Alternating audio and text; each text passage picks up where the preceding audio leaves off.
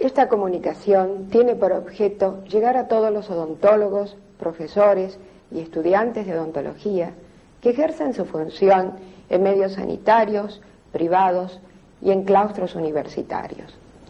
No es la primera vez que la estomatología, dedicada a la patología bucal, dice que la boca es el barómetro del organismo.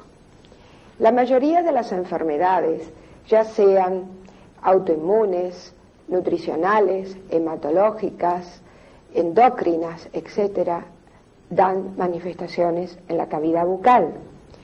Nos encontramos con este síndrome de inmunodeficiencia humana adquirida, SIDA, AIDS en la lengua inglesa, que por ser lo que es, o sea, un conjunto de enfermedades con signos y síntomas, se manifiesta también en la cavidad bucal. Es así que el odontólogo, en este momento, tiene la gran oportunidad de efectuar un diagnóstico precoz antes que el paciente tenga al corriente el mal que lo aqueja. En septiembre de 1986, la Comunidad Económica Europea congregó un mitin en Copenhague, Dinamarca, para discutir los problemas orales relacionados con este síndrome. El resultado de estas sesiones fue el hallazgo de 30 lesiones asociadas con esta enfermedad. En 1988 se agregaron nuevas patologías. Es por ello que hoy nos abocamos a un estudio sistemático, el primero en Latinoamérica, de la patología oral en 105 pacientes infectados por el virus de la deficiencia humana adquirida, que concurren a consultorios externos en un hospital durante el periodo de 8 meses. Se realizaron exámenes clínicos de laboratorio con extendidos y biopsias y estudios fotográficos. Este video mostrará los resultados más relevantes de nuestra investigación.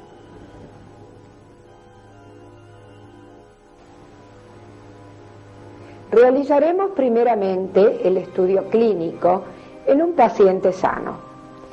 Por favor, abra la boca y saque la lengua. Muy bien, observamos el dorso de la lengua. Atrás las papilas caliciformes y adelante las papilas fungiformes. El rafe medio de la lengua y el dorso posterior. Ninguna patología evidente.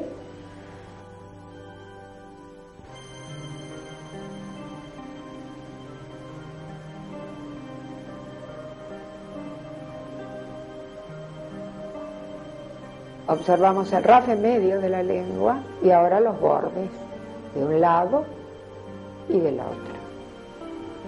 El ápice de la lengua también absolutamente normal.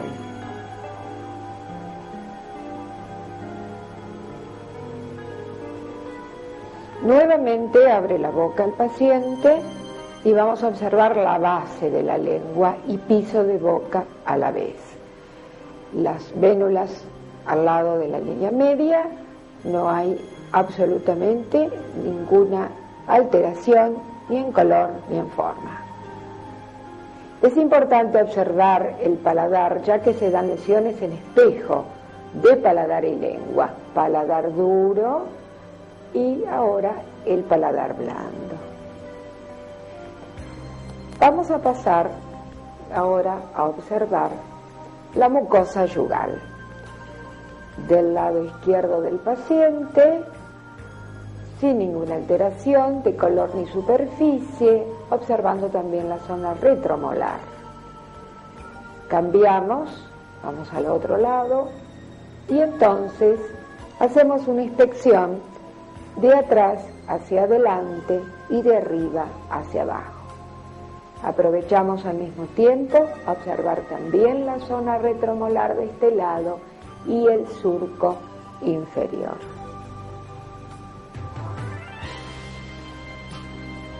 Gíngiva del maxilar superior, con cara interna del labio superior, y luego maxilar inferior, cara interna del labio y toda la gingiva en su recorrido.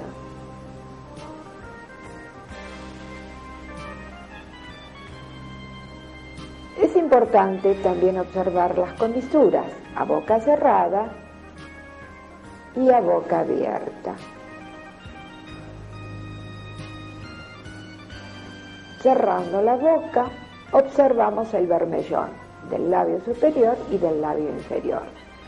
Si existiera un halo peribucal blanquecino, cosa que no es el caso, y la piel peribucal para observar si hay descamación o grieta, que tampoco se presenta aquí.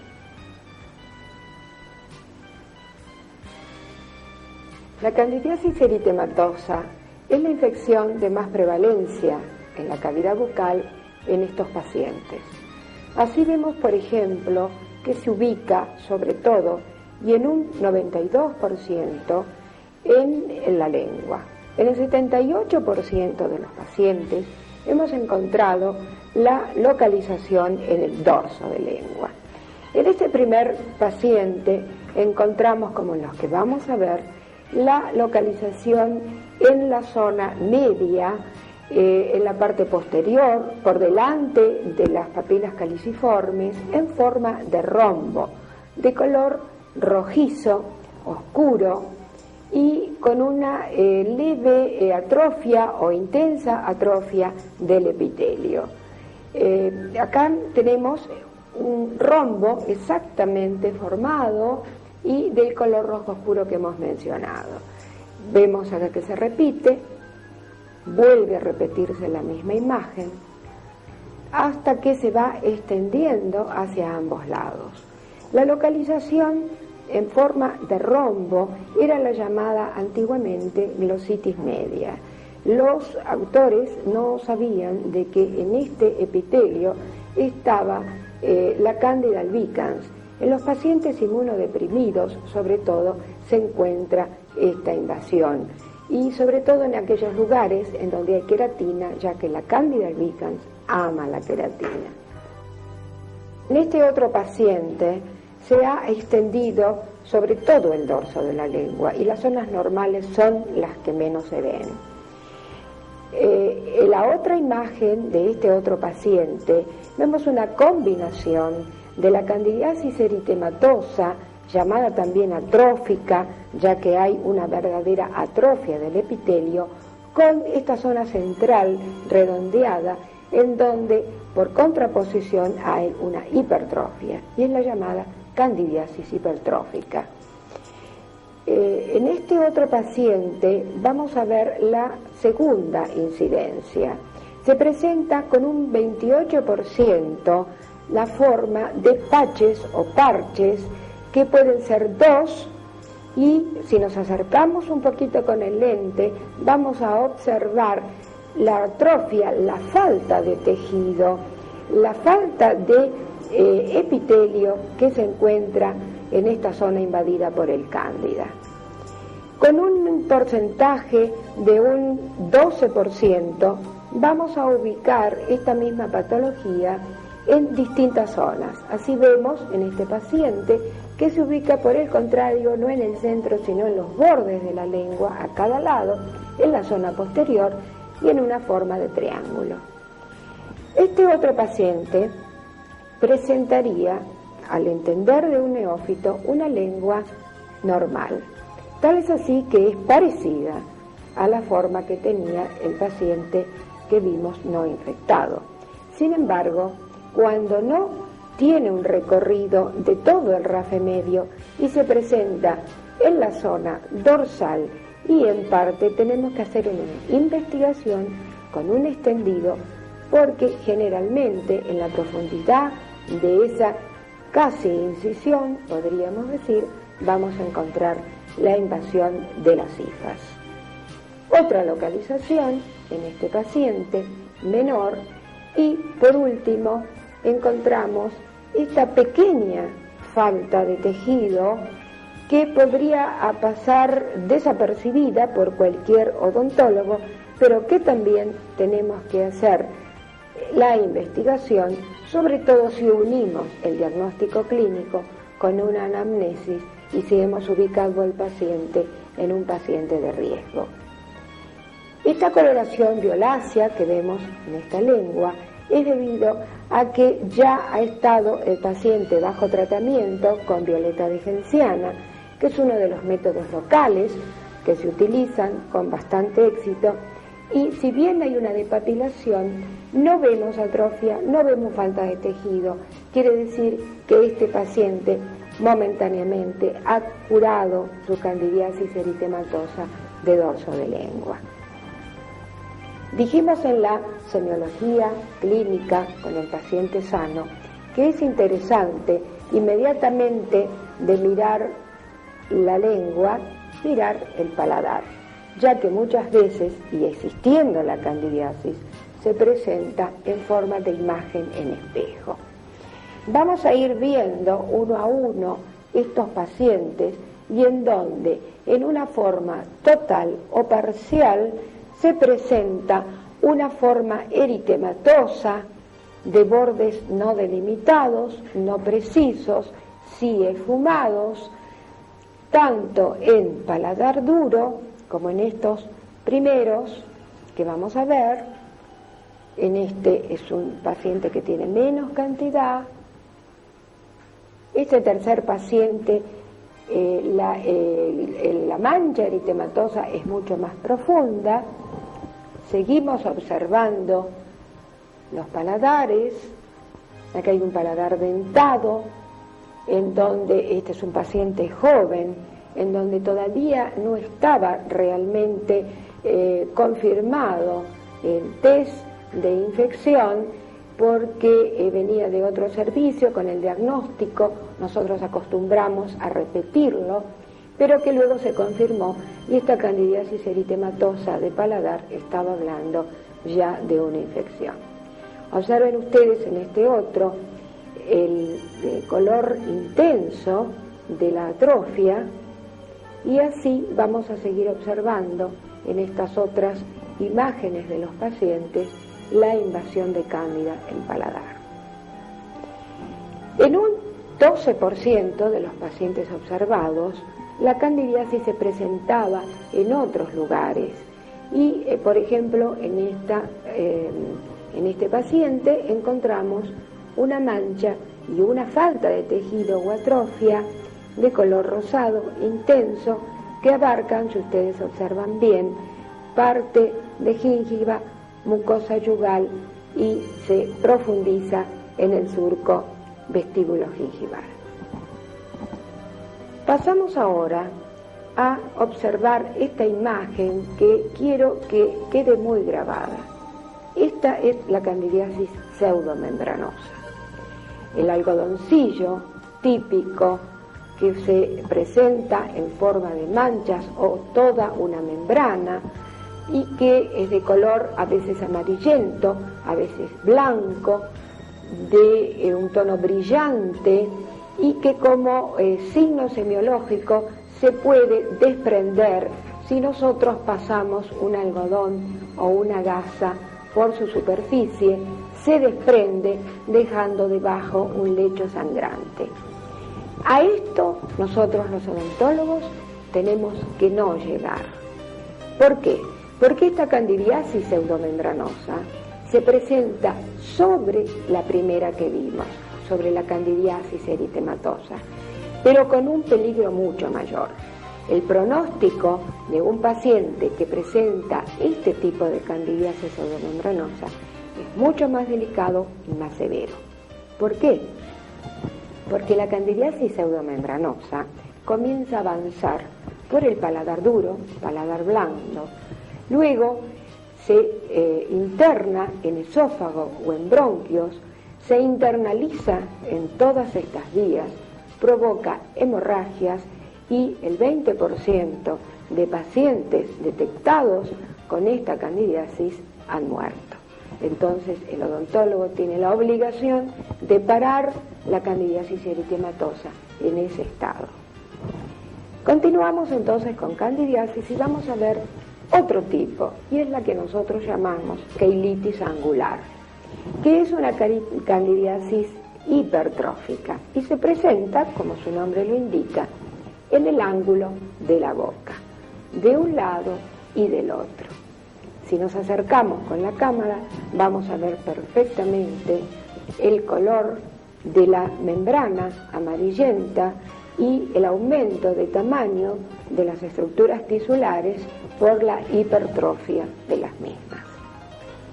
En el último paciente de este tipo vamos a ver que además de haber invadido el ángulo, ha invadido también el bermellón, produciendo una verdadera atrofia de tamaño de los mismos. Es interesante encontrarnos con lo que se llama gingivitis candidiásica.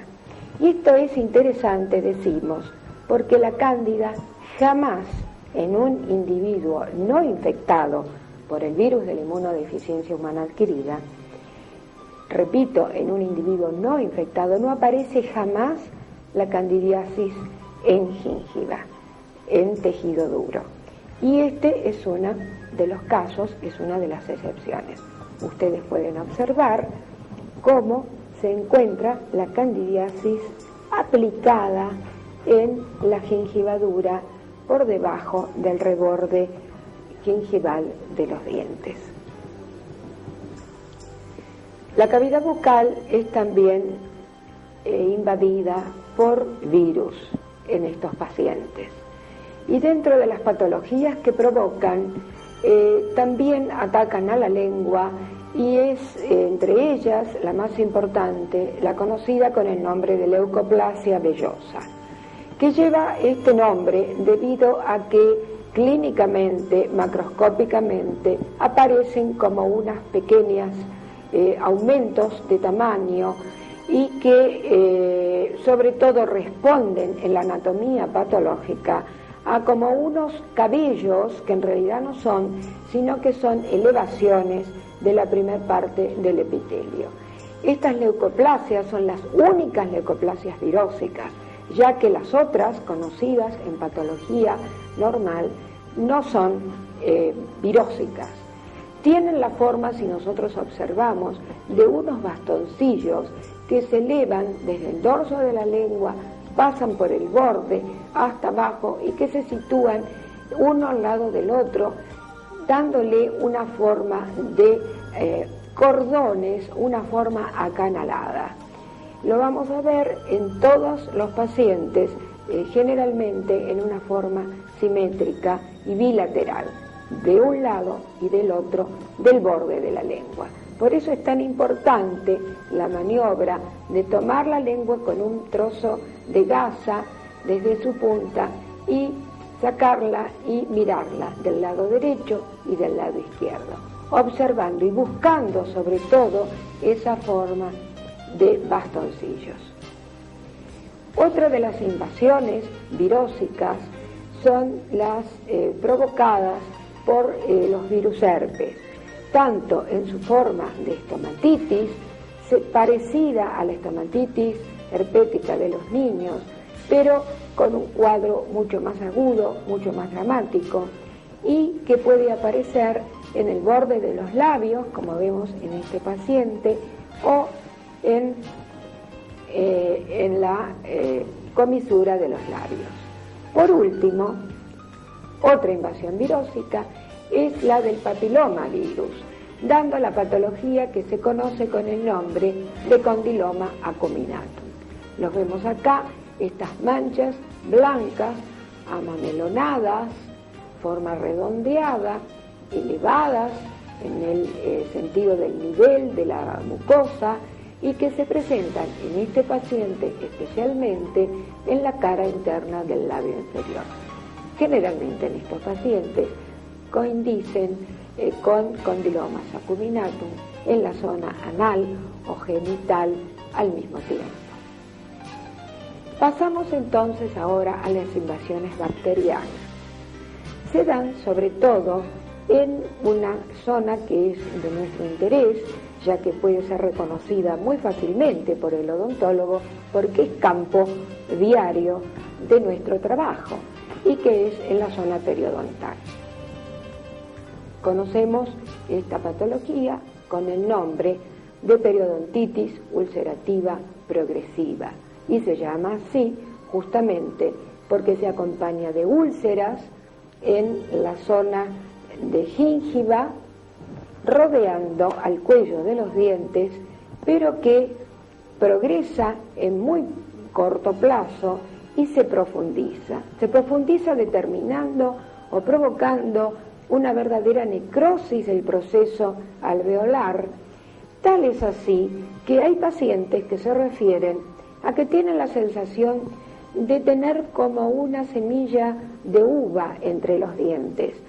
Con la punta de la lengua comienzan a empujar continuamente para sacarse esa molestia de entre los dientes hasta que logran expulsarlo. Ese elemento no es más que un trozo de tejido, un trozo de tejido alveolar, o sea, de hueso.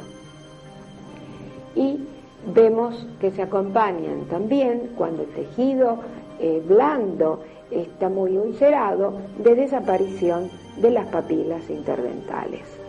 Después de un tratamiento, este hueso indudablemente no se recupera más. La forma más grave es la conocida por todos como gingivitis úlcero-necrotizante aguda, que se acompaña de una pseudomembrana que se ubica primeramente ocultando o tapando el borde gingival de los dientes y la gingiva, y esta pseudomembrana puede ser desprendida también con una gasa, pero provoca tremendo dolor. Hay granulitosis debido a que la flora preferida de esta patología es gram negativa y anaerobia. La sintomatología, como dijimos, es muy dolorosa y el paciente concurre a la consulta para evitar este dolor. Lo más característico es que si bien nosotros realizamos el mismo tratamiento que para pacientes no infectados, el curso es mucho más rápido y es mucho más resistente al tratamiento que normalmente sucede. La desaparición de las papilas interdentarias nos van a dar el primer signo de la enfermedad. Llegamos así a ver a los pacientes que tienen verdaderos tumores. Existe una tumoración y un cáncer que lo conocemos con el nombre de sarcoma de Kaposi, que si bien su prevalencia no es muy alta, pero sí suele presentarse con características especiales en estos pacientes. Nosotros sabemos que el sarcoma de Kaposi pertenecía a personas del área meridional o de ascendencia judía y que se daba especialmente en las extremidades inferiores de los miembros con un curso muy lento, no maligno, y en personas de alta edad.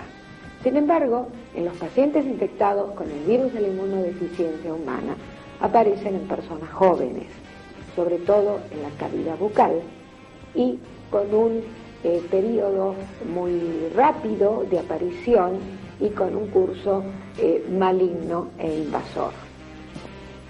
Una localización por lo más rara del sarcoma de Kaposi, pero que sí es común en estos pacientes, es como vemos en este primero, en el surco gingival sobre el borde gingival de los dientes y que parecería un pequeño hemangioma. Muy pocos odontólogos pudieran diagnosticarlo como un sarcoma de Kaposi. Sin embargo, en muy poco tiempo, si no se lo investiga, comienza a invadir los tejidos y a agrandarse. Pero más disimulado es este comienzo. Fíjense ustedes en este paladar de este paciente, estas zonas muy leves, violáceas, que se van proyectando sobre todo a ambos flancos del paladar duro pero que luego van a tener esta evolución en una forma ya violácea, pero que luego se va a transformar en verdaderos mamelones, como vemos en este paciente, que murió a los 19 días después de haber hecho este examen. Estos mamelones blandos, violáceos, que se unen unos con otros y que comienzan a abarcar todo el surco, a extenderse sobre la cara externa de los dientes, a veces hasta taparlos, y que se presentan no solamente en la zona gingival, sino también en el paladar y en mucosas. Esto nos da a nosotros una idea del problema de tratar de detectar en una forma muy temprana este sarcoma. Nos podemos preguntar entonces qué hacer cuando en nuestra consulta aparece algún paciente con una de estas patologías. La conducta a seguir es la siguiente. En privado, inclusive con ausencia del asistente, comenzamos a realizar un interrogatorio lento, adecuado, criterioso, con mucho cuidado para no ofender la susceptibilidad del paciente, pero tratando de clasificarlo en algún grupo de riesgo que pertenezca al síndrome de inmunodeficiencia. ¿A qué llamamos grupo de riesgo? Entran en los grupos de riesgo los homosexuales, los drogadictos, sobre todo aquellos que utilizan drogas intravenosas, aquellos otros pacientes que han recibido transfusiones, especialmente después de 8 años, a partir del actual, aquellos pacientes que han tenido contactos sexuales reiterados con personas desconocidas, tanto en el país, pero más aún si han viajado al extranjero. Si es así, si lo hemos ubicado dentro de algunos de estos casos, entonces, ¿qué le aconsejamos? Pues explicando criteriosamente el tema, le vamos a aconsejar que inmediatamente debe realizarse un test serológico de reactividad para el virus de la inmunodeficiencia humana. En este momento es muy importante que le destaquemos la diferencia que existe entre estar infectado, lo que se llama seropositivo, lo que se conoce como portador sano, y que es estar enfermo de SIDA, llamándole la atención su responsabilidad social, porque el que está infectado, si bien no tiene la enfermedad, sí puede transmitirla. ¿Qué conducta debemos nosotros adoptar para este paciente? No podemos abandonarlo así, y sobre todo si el test da positivo, es nuestra obligación también atenderlo. Entonces vamos a realizar el tratamiento correspondiente de las patologías asociadas siguiendo las reglas de profilaxis que aconseja la Organización Mundial de la Salud. El diagnóstico clínico presuntivo que nosotros hemos realizado lo debemos acompañar y confirmar con extendidos biopsias según el caso. Como vemos, es ardua la tarea que debemos desempeñar, ya que observamos el crecimiento acumulativo de casos reporteados en el mundo y que desde el año 1979 hasta la fecha presenta un crecimiento casi exponencial de la enfermedad dentro de nuestros pacientes. Podemos concluir que el examen sistemático de la cavidad oral y la incorporación de un estomatólogo al equipo médico de control y de tratamiento para el SIDA resulta casi imprescindible, sobre todo para una mejor atención de estos pacientes, ya que la inmunodeficiencia humana adquirida es realmente una pandemia. El día en que el mundo científico aporte la terapéutica radical para esta enfermedad, La detección de las patologías estomatológicas, o sea, de la cavidad bucal, tomará aún más importancia, ya que estará permitiendo el diagnóstico temprano y entonces salvaremos vidas.